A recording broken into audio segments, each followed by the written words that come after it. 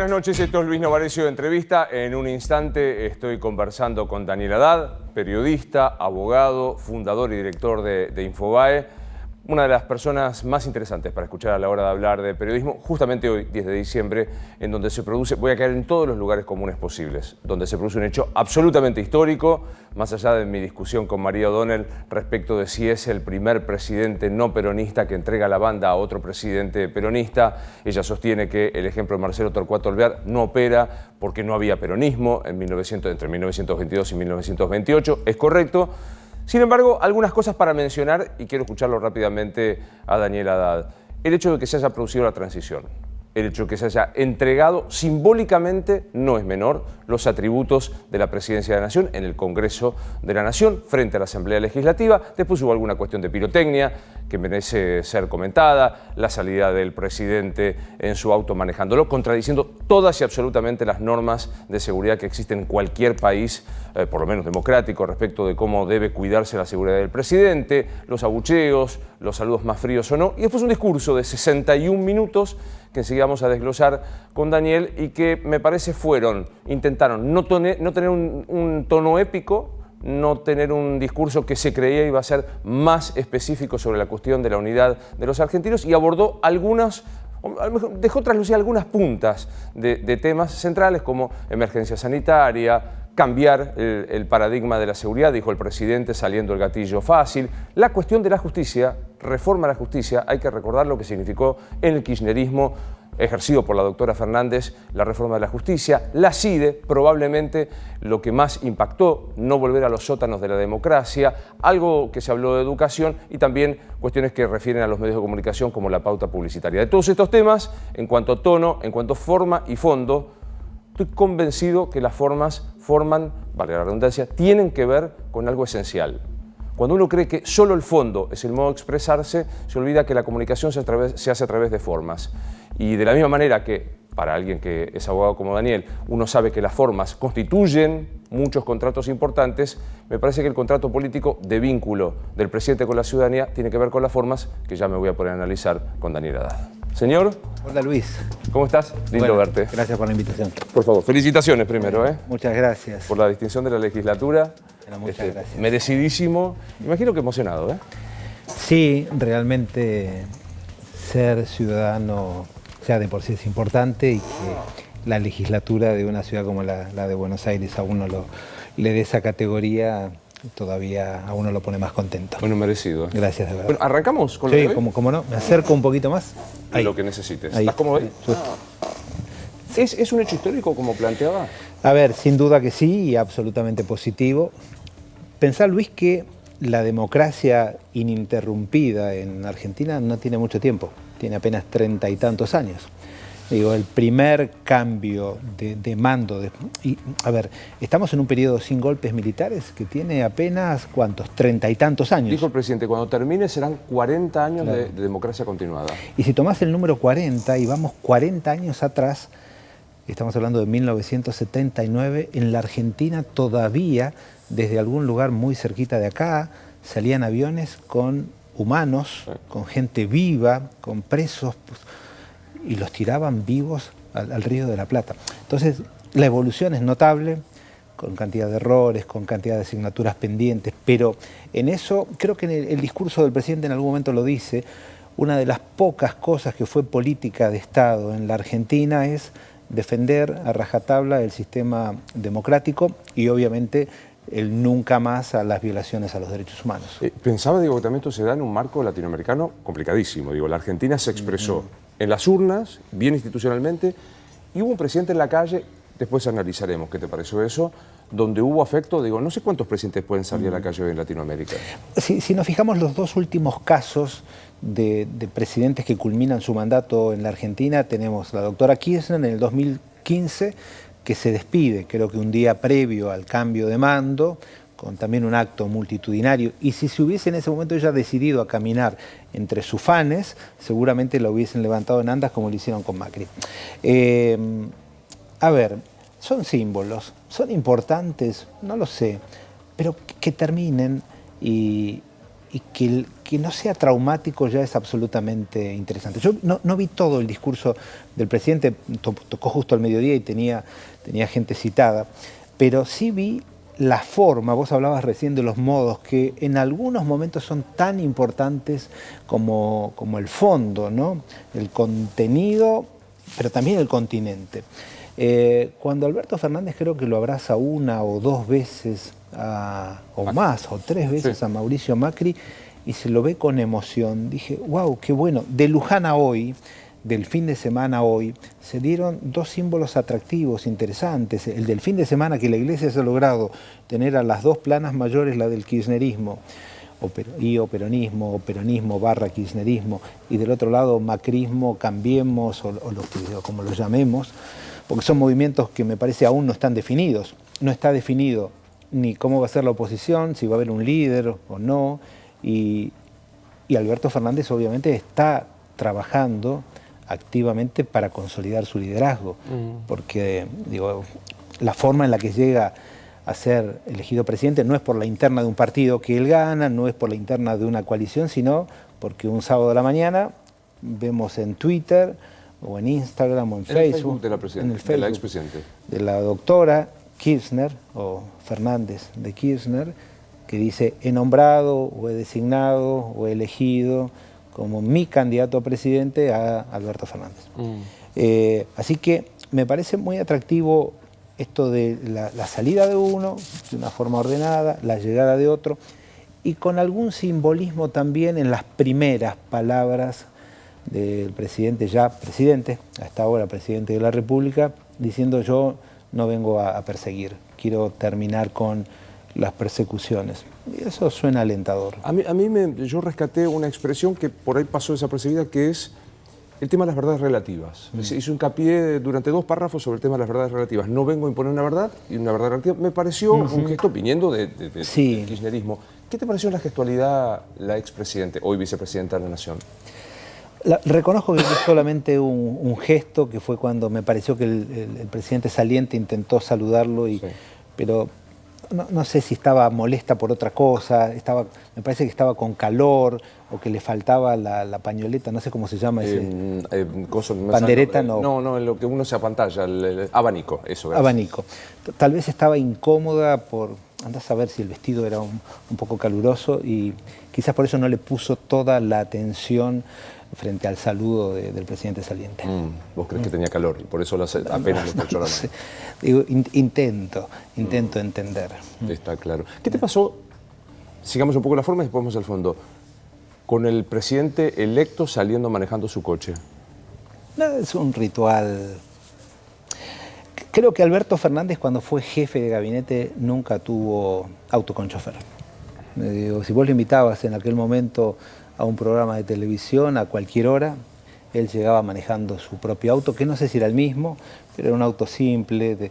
Nunca fue un presidente ostentoso. Creo que Alberto Fernández es un típico abogado de la clase media de Buenos Aires, sin obsesión por hacerse rico, y que intenta mostrarse así. Fíjate que vive en un departamento muy pequeño, independientemente de, bueno, no sé, dicen que no es de él, que es de Albistur, pero más allá de eso, si vos lo ves, es un departamento absolutamente pequeño, no sé, debe tener 55 metros cuadrados.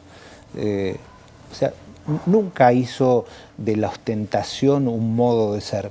Y me parece que el gesto de ir manejando su propio auto... Yo escuché tu comentario sobre las medidas de seguridad.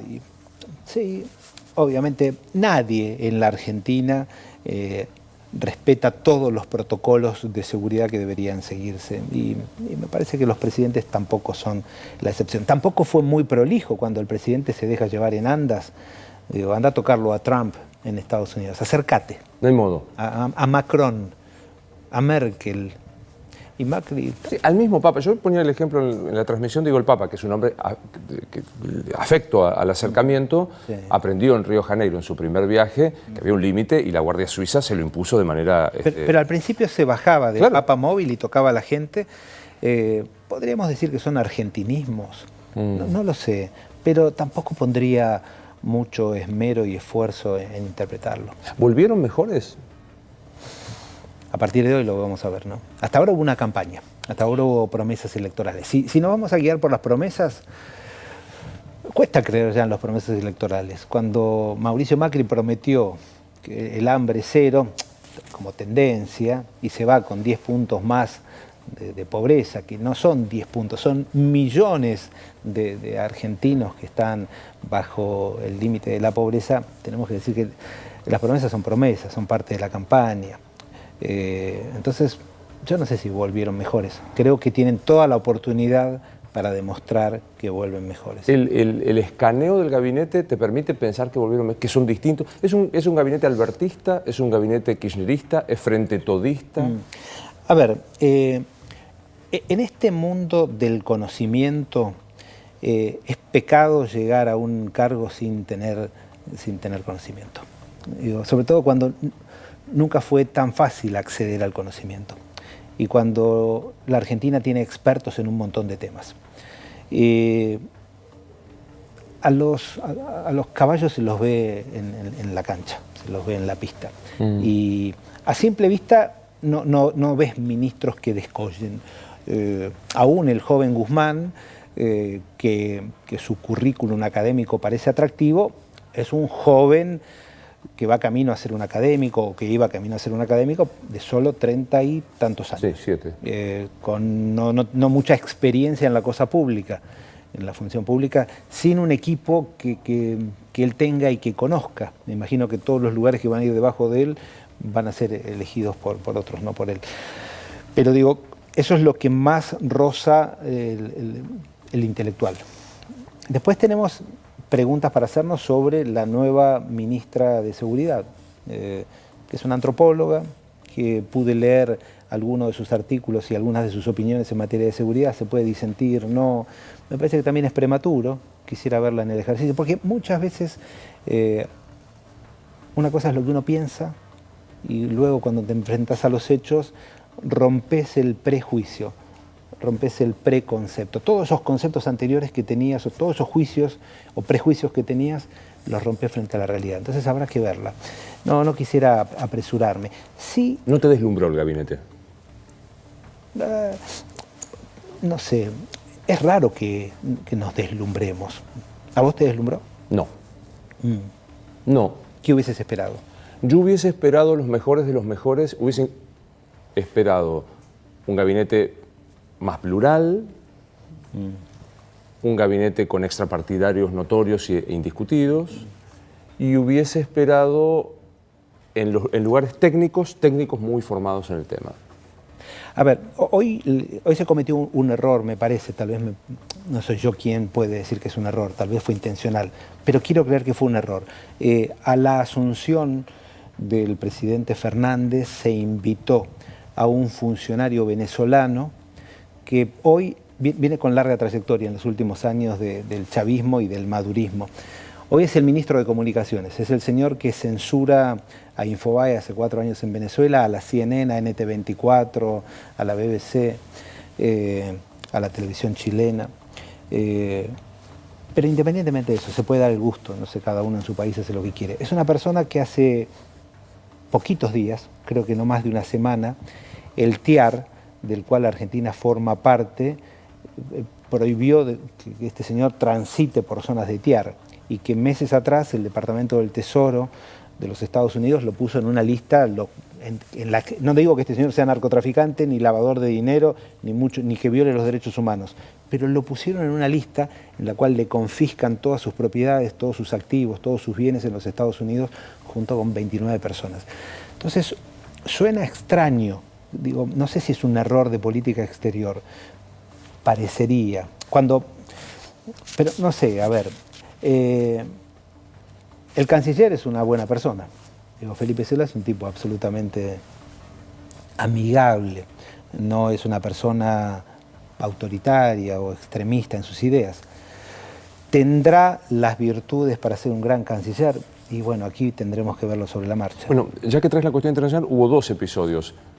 Hubo una alusión del presidente Fernández a los Estados Unidos, bastante moderada, y una ausencia resonante que se ha explicado desde la Cancillería israelí pero que parece tener que ver con esta decisión de Alberto Fernández de quitar a Hezbollah de los grupos terroristas. ¿Cómo viste eso?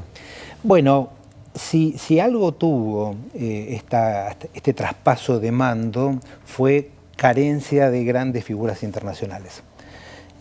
¿Por qué? Y no sé, podemos encontrar muchas explicaciones. Algunos porque es un gobierno al que quieren ver, quieren probar, a ver si es muy parecido al que se fue en el 2015. La otra es lo que está pasando en el mundo. Digo, lo de Chile, el presidente Piñera iba a venir y ayer un avión, no sé, me imagino que el mundo está complejo. El mundo está complejo, la región está difícil. Lo de Israel, la explicación que se dio oficialmente fue que Netanyahu está intentando armar gobierno y vaya a saber, pero los diplomáticos son especialistas en encontrar explicaciones para lo que nosotros tal vez no entendemos. ¿Pero te imaginas un episodio de un canciller cortando las bandas de seguridad del equipo de comunicación de los Estados Unidos? ¿Te parece que eso pasó, quedó en la historia? Yo me imagino que hay ciertas cosas que Fernández no las va a permitir. ¿Qué Fernández? El presidente. Yo creo que es el único a partir de ahora. Por acción o por omisión, yo a partir de ahora el único que hay que mirar es a Fernández.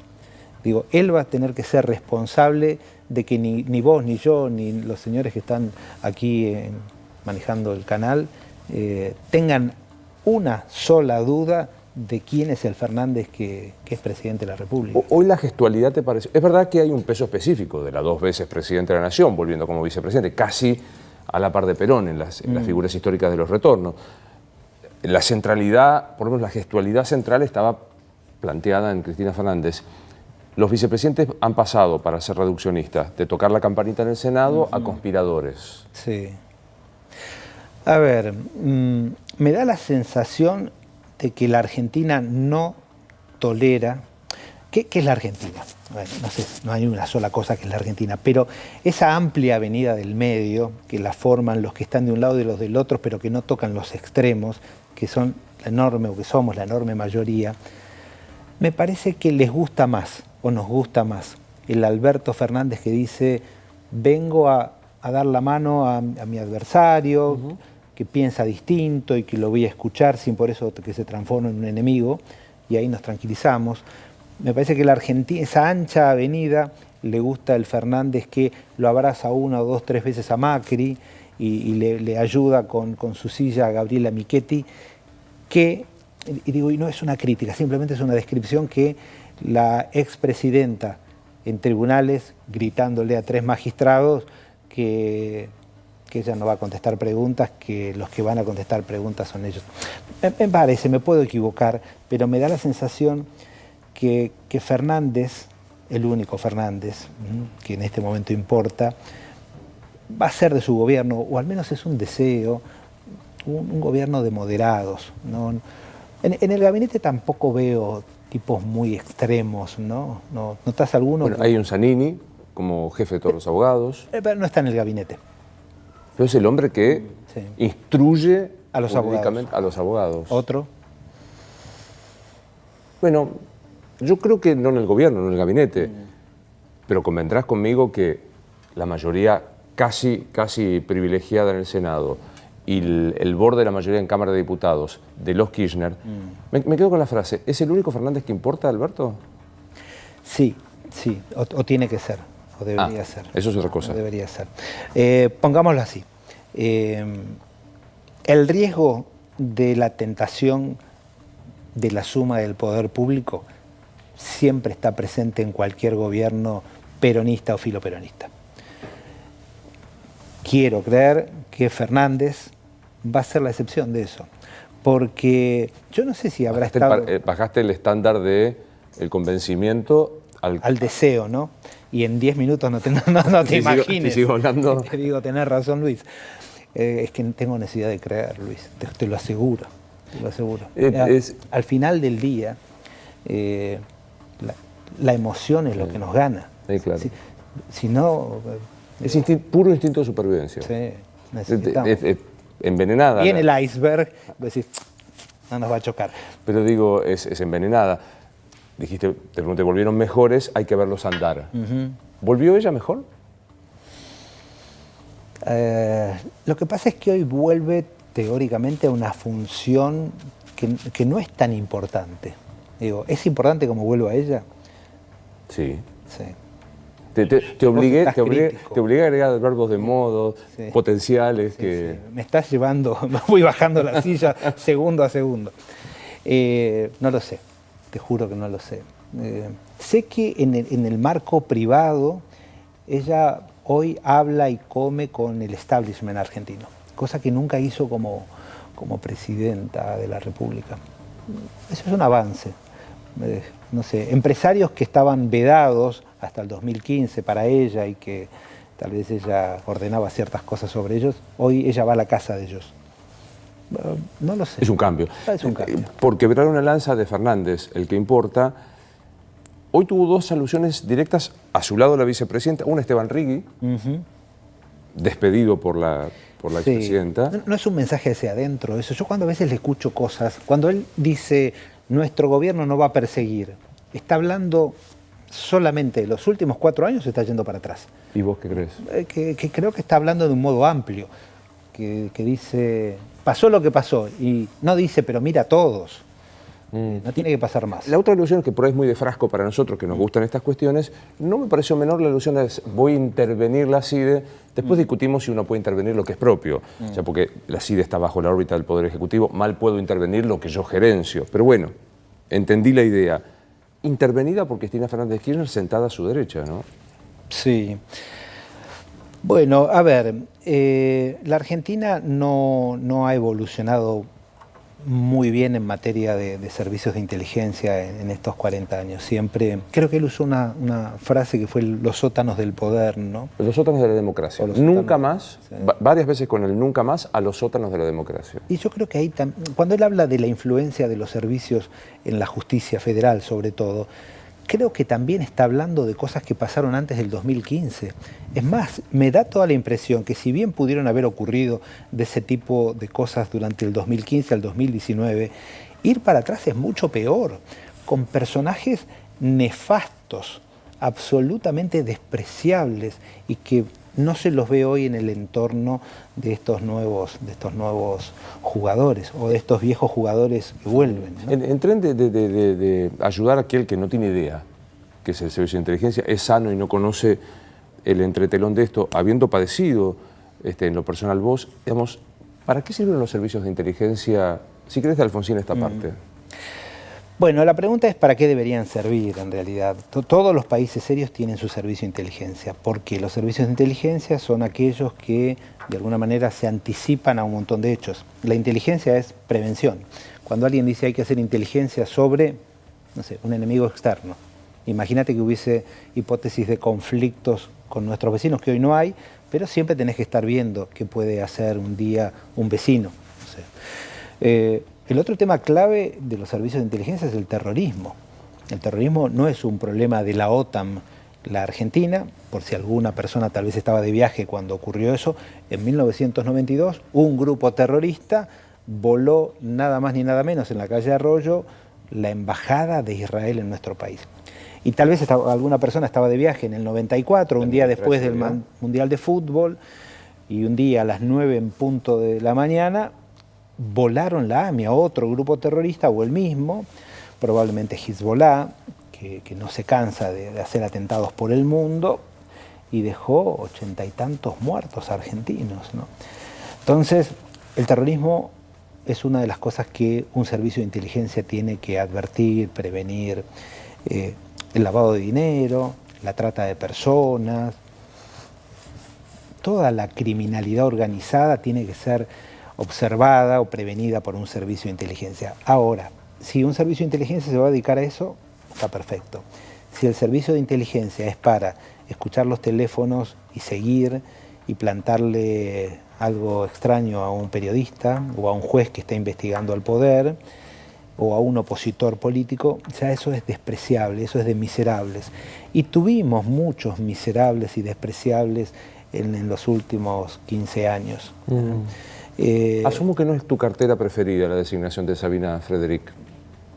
No tengo el gusto de conocerla. Solamente leí unos artículos interesantes que publicó en alguna revista especializada. Bueno, las alusiones al terrorismo internacional son de ella.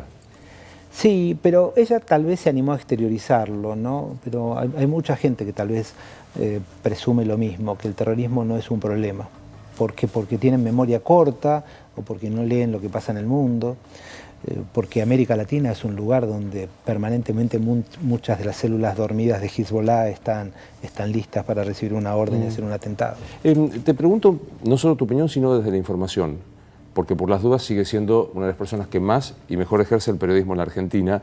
El presidente hizo un diagnóstico duro, probablemente ayer fue más duro en una entrevista radial cuando dijo estamos al borde del default, no hay dólares, no alcanzan, hablando del cepo. Hoy hizo un muestrario, yo creo que bastante favorable hacia Macri. Si bien mostró cada una de las variables, pobreza, inflación, etcétera, etcétera, ¿ves que hay riesgo de default? Sí, absolutamente. Sí, absolutamente. Cuando vos ves no inmediato, no la semana que viene ni la otra. A mí me da la sensación de que el nuevo gobierno de Fernández está ya poniendo... Cada vez que lo digas te voy a poner coma, el que importa, coma. El único que importa, empezó a negociar ya con los bonistas privados y con el Fondo Monetario Internacional. El fondo hoy es el problema menor. El fondo es un organismo burocrático y que ya tiene un problema serio, le prestó de más a la Argentina y no te va a prestar más. Ahora, con los bonistas privados, si vos haces hoy una buena negociación, tenés una oportunidad para que haya una reducción de intereses no creo que en el capital, pero al menos sí una pequeña mora, si vos podés garantizar el pago de eso. Me da la sensación de que Argentina en algún momento, no sé si va a anunciar el default, lo cual sería feo, sería otra vez traumático, dramático, nos haría generar otro papelón en el mundo, pero me da la sensación que los próximos 3 o 4 meses van a ser de una negociación muy dura entre el equipo económico y los tenedores de deuda.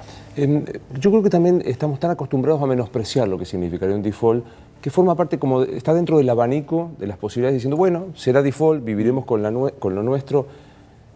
No, las consecuencias son terribles. Quedás nuevamente aislado del mundo, en un mundo en el que no te puedes aislar, en un mundo absolutamente interconectado, en un mundo... A ver, sin crédito es imposible vivir. ¿Por qué la Argentina no desarrolla? ¿Por qué la calidad de vida en la Argentina no es tan buena como en otros países? Por varias razones, pero hay una de ellas que es porque no hay crédito. Es muy raro que vos te puedas comprar un auto con la primera cuota. No existe eso. Acá tenés que juntar todo el dinero y vas a la concesionaria y le das todo el dinero junto. Porque si te lo va a financiar un banco, te destruye. Los bancos en la Argentina, por un montón de razones. Y eso también le pasa a los países. Los países tienen que vivir endeudados, porque es muy lógico, porque si vos querés hacer obra pública, una obra que, no sé, hay que pagarla a 30 años o a 50. Yo me reía cuando critican un bono a 100 años. ¡Wow! Ojalá la Argentina pudiese colocar más bonos a 100 años, pero obviamente para hacer bien las cosas, no para pagar déficit fiscal. Que eso es lo que en algún momento va a haber que sincerar. El régimen jubilatorio, tal como está, yo creo que en privado, nadie te lo va a decir, pero en privado este gobierno va a intentar cambiar la fórmula de indexación de las jubilaciones. Bueno, trascendió, que se está estudiando y... Es que lo van a tener que hacer. Tenemos un problema, Luis, que es que los populismos con plata, cuando los gobiernos populistas tienen dinero, bien o mal son tolerables. Cuando los populismos se quedan sin dinero, y ahí agárrate el cinturón, porque ahí empiezan a encontrar enemigos por cualquier lado. Empiezan a ser enemigos los opositores, empiezan a ser enemigos los países vecinos, empieza a ser enemigo la sinarquía internacional, empieza a ser enemigo la Corte Suprema de Justicia, empieza a ser enemigo los periodistas. Yo deseo que la Argentina ordene, mira, acepto un populismo, pero con la economía funcionando. Si no nos pasa esto, estamos en un problema. ¿Te animás como prejuicio a pensar que Alberto se va a inscribir dentro de la corriente populista? No sería osado de mi parte, ¿no? Ese Fernández espero que no haga eso. El que importa. El que importa, el único que importa. El presidente electo habló del periodismo, habló de una velada, creo ser textual, una velada cobertura mediática del gobierno de Macri. ¿Fuimos demasiado tolerantes, complacientes ¿Con Mauricio Macri? Bueno, Macri se quejó todo el tiempo del periodismo. Mira, yo no sé si puede haber una balanza para decir si los periodistas o los medios han sido críticos en exceso o por debajo de lo que tendría que haber sido. Sí creo que la vieja política sigue sobredimensionando a los viejos medios, porque el esquema de comunicación de una sociedad ha variado notablemente. Si Fernández, el que va a gobernar, el que importa, el único que importa, piensa que la Argentina de 2019 es parecida a la Argentina en la que él fue jefe de gabinete, que fue del 2003 al 2007 u 2008. Otro mundo. Alguien tiene que ir y decirle, Fernández, usted, el que importa, el único que importa, dése cuenta que en el 2008 recién nacía YouTube. En el 2008 no había WhatsApp. En el 2008 no estaba Instagram. En el 2008 creo que aparecían las primeras cuentas de Twitter que no sabíamos para qué usarlas. Entonces, históricamente la comunicación tuvo este formato, Luis, un triángulo. Y en la punta, arriba de todo, había emisores. Sí, claro. Muy potentes, cuasi monopólicos. Si no eran monopólicos, eran duopólicos o oligopólicos. Había 3 canales de televisión, 4, 3 o 4 radios que importaban, 3 o 4 diarios, y abajo millones de receptores absolutamente pasivos que no tenían ninguna oportunidad de nada. ¿Vos te sentís en esa posición hoy? De ninguna manera. De ninguna manera. Cambió mucho. El 2008 es el año clave en la historia. Aparece un pequeño aparatito que no solo sirve para hablar por teléfono, lo que menos hacemos es hablar por teléfono. Eso, que vos lo tenés ahí y yo lo tengo acá y estoy seguro que cualquiera de los que nos está mirando a esta hora lo tiene al lado y le está diciendo, le está mandando una foto de Novarecio. Mirá qué lindo le quedan los lentes a Novarecio. O mirá qué horrible lo que acaba de decir el invitado de Novarecio. Y están interactuando. Y las noticias se crean no solo en los medios. Y si los medios la crean, los que antes eran emisores, que hoy son emisores, receptores, critican de igual a igual. @Carlitos1327 tiene o siente que tiene el mismo poder que tiene Luis Novarecio. Entonces, seguir hablando de los medios concentrados es no haber entendido nada. Y yo creo que el Fernández que importa, el único que importa, yo creo que no piensa eso.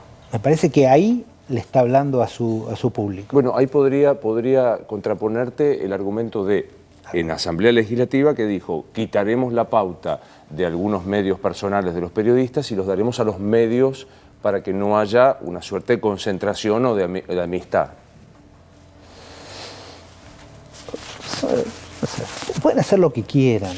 Ahora, eso no sé si influye, porque vos podés todas las noches decir lo que a vos te guste, Luis. Esta copa es negra y lo que tiene adentro es Coca-Cola, light.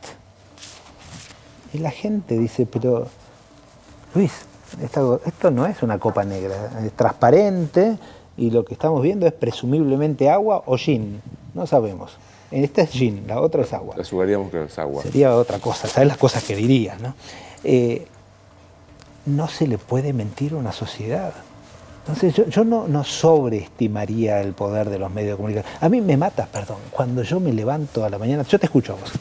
Ahora en algún momento pones publicidad y hago zapping. Y escucho programas de radios donde aún leen la tapa de los diarios. Digo, mi Dios, ¿por qué dejé la radio? Digo, hubo un cambio brutal en la comunicación. Algunos medios lo entienden y otros medios no. Algunos políticos lo entienden, otros políticos no. La sociedad lo entendió. Ahora digo, esta nueva teoría, que es la vieja, revestida con el nombre de lawfare, de pensar que hay una conspiración judicial amparada en la pata mediática para instalar en la sociedad una presunción de delito cuando no lo existe. Claro. ¿Cuántas veces te reuniste vos con varios jueces y con periodistas de otros medios y hicieron el complot? Jamás. Jamás. Bueno, eso pasa. Digo, a ver, si a alguien se le ocurre seriamente pensar que hay puntos de contacto entre los dueños de este canal y el diario La Nación y el diario Clarín y el diario Crónica o C5N, digo, vive en una nube de gas. No existe eso. Y si alguien piensa que hay una gran mesa en la que se juntan 7 jueces federales, 4 camaristas, 2 de casación, el presidente Rosenkrantz de la Corte Suprema, más Mañeto y Sagui... No existe eso. Ese es el argumento de una larga indagatoria prestada por una expresidenta. Que no es Fernández el que... Mientras no sea el Fernández que importa, no me preocupa, porque el resto es un disparate. Acabas de decir que la expresidenta vive en una nube de gas. No, nunca me dijiste que lo había dicho una expresidenta, me podrías haber avisado, Luis. No, sinceramente no creo que... A ver, me parece muy cómodo. Cuando uno le tiene que echar la culpa de sus errores a otros, yo no creo mucho y no creo que sea útil para la sociedad la gente que nunca dice, perdón, me equivoqué. Los medios, los hombres, los periodistas, los políticos, somos absolutamente imperfectos. Esa es la parte mala. La parte buena es que somos perfectibles, que con decisión, con voluntad vos podés decir, che, ¿sabes qué? El programa que hice ayer estuvo mal. Y el de hoy también. Che, Juan Cruz, invítame otro mañana. Y mañana puedes hacer un programa mejor. Y la tapa de un diario, de un periódico, puede ser muy mala hoy, pero al otro día se reúne el consejo de dirección del diario y dice, che, hagámosla mejor. Y lo mismo le pasa a los viejos presidentes y a los nuevos vicepresidentes. En algún momento deberían decir, ¿sabes qué? Hice mal, tenés razón, no podía estar con esa cara todo el tiempo, no podía estar agrediendo a todo el mundo todo el tiempo, no podía llamar a jueces a mis oficinas y gritarles, no podía, operadores despreciables que existieron hace un tiempo, iban a la casa de gobierno y recibían instrucciones, creo, para... Entonces digo, cada tanto hay que saber, no sé si públicamente, pero al menos mostrar que uno cambió y que volvió mejor. ¿Para qué haces Infobae, Daniel? Bueno, a ver, a mí me encanta la comunicación.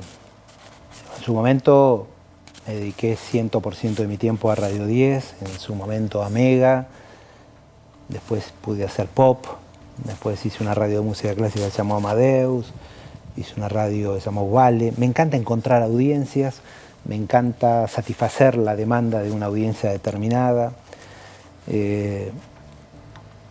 Después compré Canal 9 y intenté hacer un buen canal y después un día armé mi propio canal que fue C5N.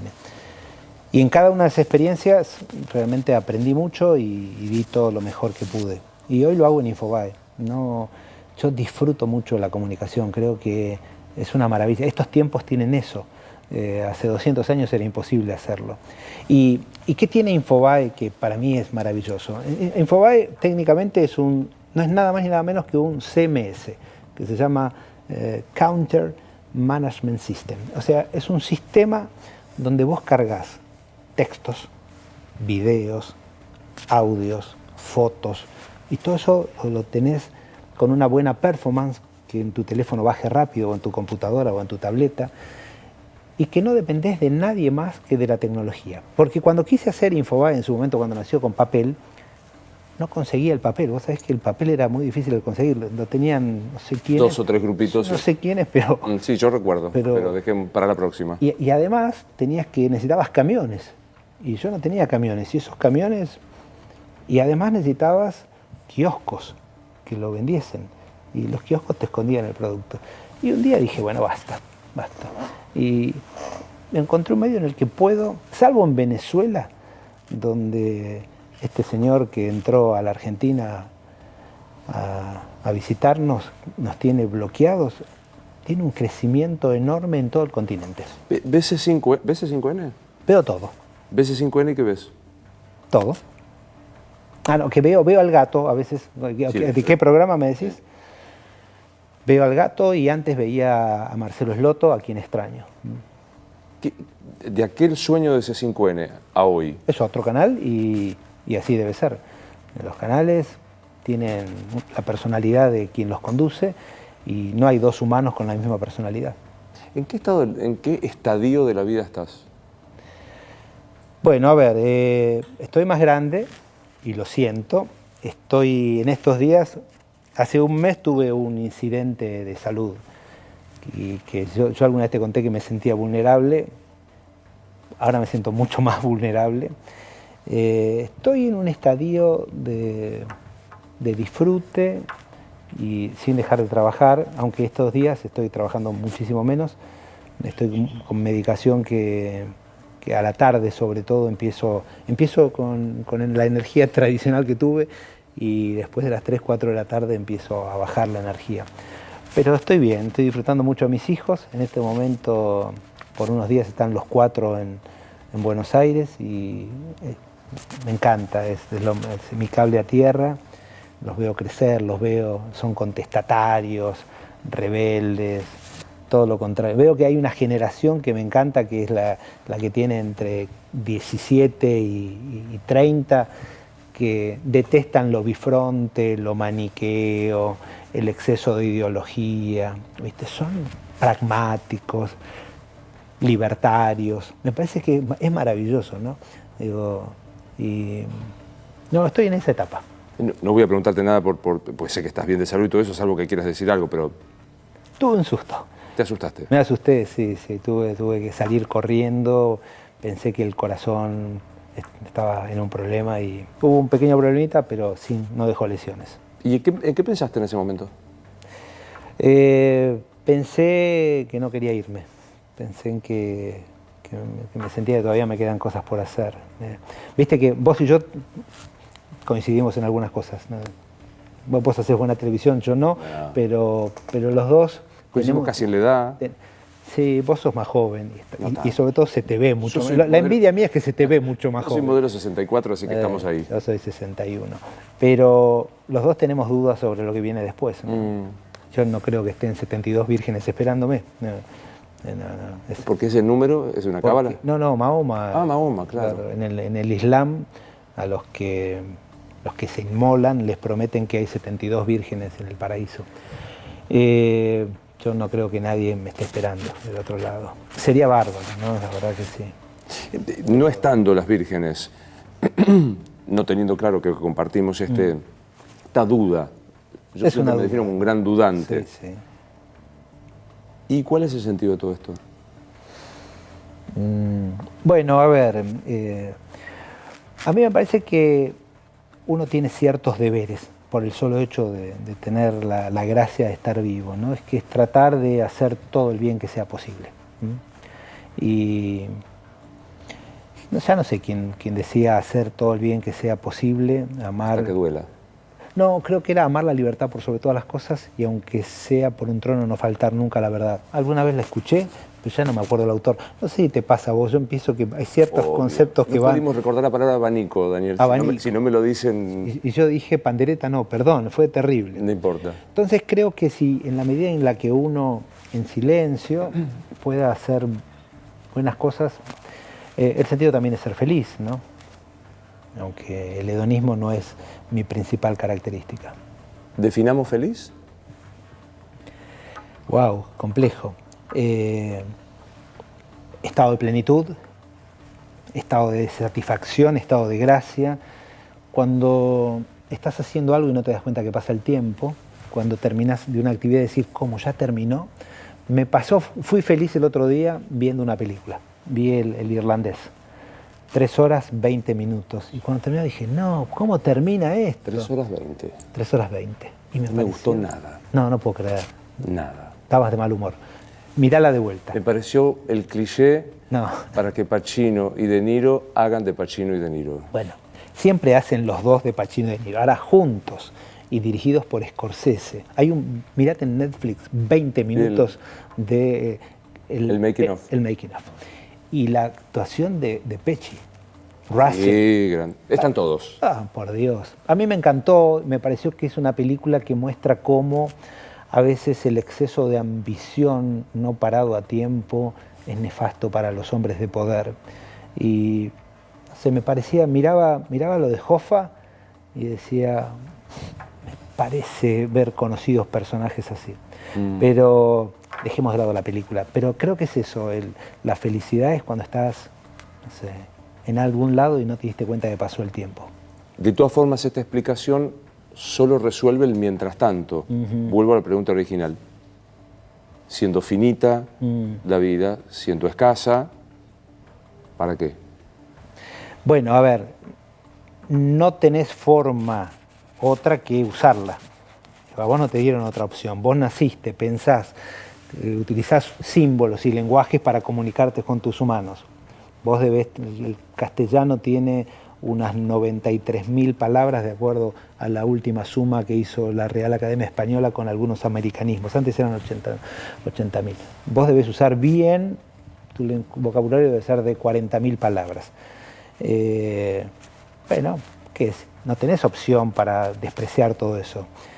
Lees más libros, tratás de indagar, seguís en la búsqueda.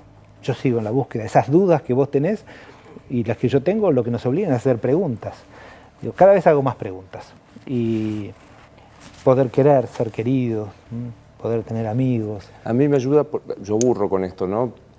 Bueno, ahora el existencialismo está otra vez de moda, afortunadamente. Sartre dice que uno está físicamente arrojado a la existencia, tirado a la existencia, y esto provoca un primer desconcierto. La conciencia de la finitud, antes que la angustia, genera una enorme voluntad de deseo y de dicha para hacerlo, digamos, para ponerlo en acto. Todo. Sí. Y cuanto antes, ¿no? Esta sociedad, además, busca permanentemente el placer y en lo inmediato. Viste que no tenemos tiempo y lo queremos. ¿Cuándo querés la felicidad? Ya. Y el deseo, ¿cuándo querés sacarte el gusto? Ya. Y el orgasmo más grande del que sea, ya. No queremos esperar. No tengo respuestas, pero si no las tengo, igual me siento obligado a vivir y trato de disfrutarlo. El deseo, que yo creo que es la fuerza vital, es la pulsión de vida, sí. Porque sos un psicoanalizado, está más cerca de la pregunta que la respuesta, ¿no? Sí, es probable. Y además preguntar también nos diferencia, porque así como nosotros tenemos un principio y un fin, como, no sé, mamíferos y... no sé, cualquier animal que está por la Tierra tiene un principio y un fin. Nosotros podemos preguntarnos eso, ¿no? Y podemos tratar de intercambiar ideas. Nos ha pasado, no es presumir ni mucho menos, pero nos ha pasado de que algunos de los invitados después de venir contaron, me pasó que el presidente entonces electo me llamó, le pasó a Julio Bárbaro, le pasó a Sarlo. Fantasía que te está viendo Fernández, el que importa. El único, sí. ¿Y qué debo hacer? Hablarle. ¿A Fernández? No, no sería un irreverente. No. Mira, con Fernández, yo lo conozco al Fernández que importa desde el año 89, ¿no? Yo estaba dando mis primeros pasos en radio y televisión y Fernández era secretario superintendente de seguros. Claro. Creo que desde ahí lo conozco periodísticamente. Y en el 91, la Cámara Juniors, que en ese momento elegían 10 jóvenes sobresalientes, se equivocaron conmigo. Foto. ¿Viste la foto esa? Vi la foto esa. ¿Viste qué joven que era Fernández? Bueno, estaba Fernández, estaba Martín Redrado, estaba Gustavo Vélez, estaba Julio Boca. Había un escritor increíble que vive en Córdoba, que es maravilloso. Bueno, hoy no estoy bien.